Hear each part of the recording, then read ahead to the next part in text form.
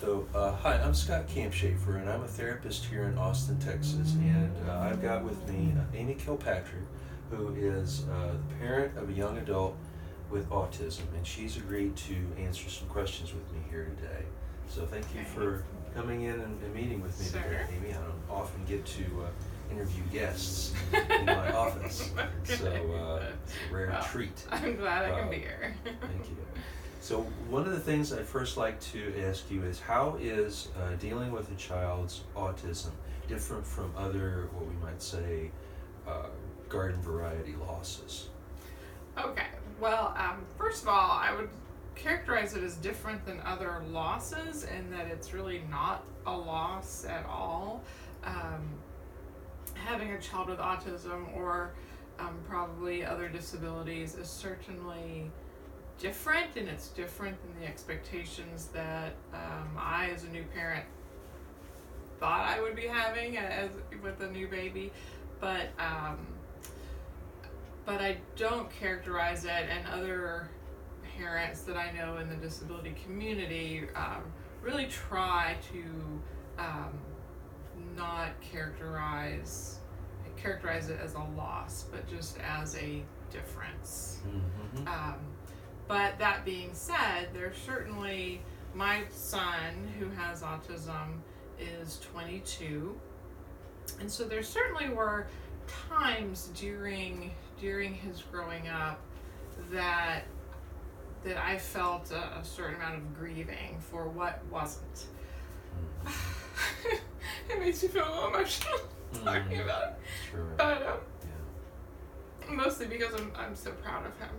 Mm-hmm. With how well he's doing, but those times that you might fall into the grieving and kind of loss idea are those times for me of large transitions. Mm-hmm. The transition from being at home and then going to preschool. The transition from elementary school to middle school. Yeah. Just those nodal points. Yeah, those big times. And so now with me getting teary-eyed about it, makes it seem like, well, it must have been a big loss, but it's not. Just when I talk about my child. Plus, there's more, maybe a little more intensity involved than with, a quote-unquote normal child. Yes. Getting through those periods. And also, of course, in the disability community, we never call anybody normal. There really isn't normal, but right, and that's for quotation. Children without disabilities are referred to as neurotypical, as opposed to children with. I'm also in education, so sometimes I say students instead of children, but also children who have disabilities, as opposed to neurotypical children. So there is a kind of what people talk about as a grief process a lot of times in those big transitions, because maybe your child is not doing the same things, and it becomes really clear at those big transitions when people are celebrating big moves to new stages of life, and maybe your child is not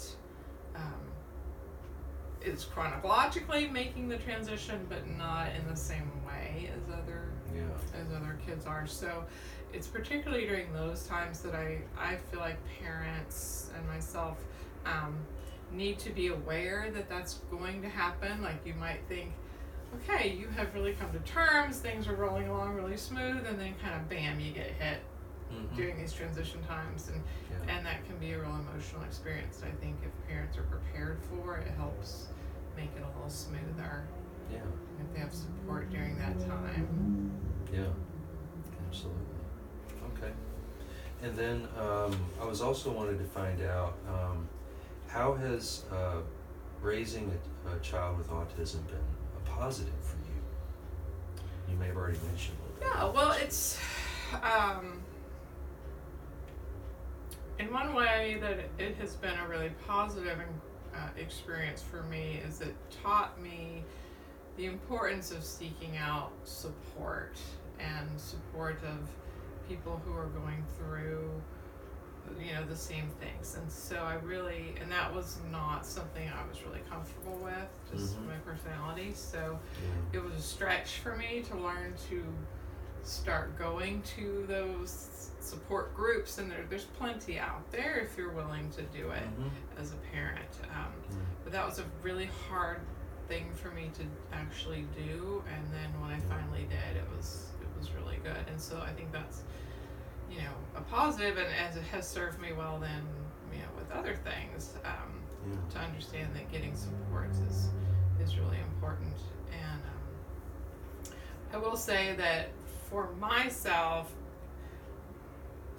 finally stepping out and getting the support of the parent support groups, or the things that the school, the community offers for parents, it was weird for me to realize, like, these are my people now.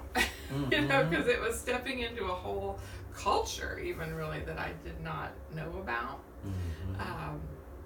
So that was took some getting used to.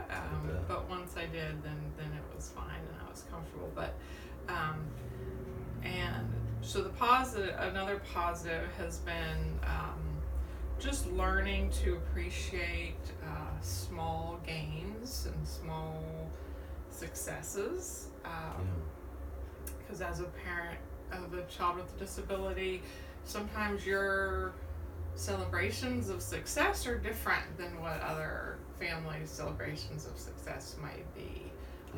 So and at every stage, from early childhood through adulthood. So that's been a positive, I think, for me, a growth area, is learning to celebrate those maybe smaller or just different periods of growth and celebration. Yeah, okay. Does that make sense? Absolutely, yeah, absolutely. Okay, and then I had one other question to ask you, and that was, what's one thing that you'd like parents of children with autism to know, kind of going forward? One thing that another parent told me early on, when my son was diagnosed when he was 3, which is a pretty early diagnosis. It was a blessing to finally get a diagnosis, because it helped me to not feel like I was just a horrible parent and didn't know how to make this child happy, but to find out that there was something going on, that meant there was something that I could do. But a piece of advice I got at that time from another parent was to remember that it's a marathon and not a sprint, because I was, as many parents are, I have found out I was frantically searching for everything that I could possibly do to fix it. And so that was a great piece of advice, that it's a marathon and not a sprint.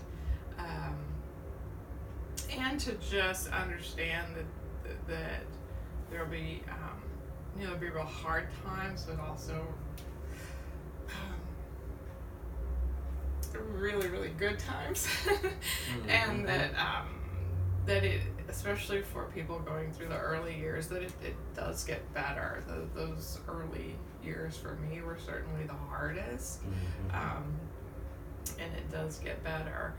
And then just to understand that, especially at those transition times, you may feel like you kind of dip back to where you used to be, but that you kind of climb up faster than you did before. If that makes sense. Yeah, I think so. So just using the support that's out there, searching it out and getting the support that's there, because it is there, and you're gonna need it. It really helps. Indeed. Well, so I appreciate you coming in, and this has been a very illuminating and enriching discussion, and I think there's a lot that folks can kind of take from this to kind of help them on their journey.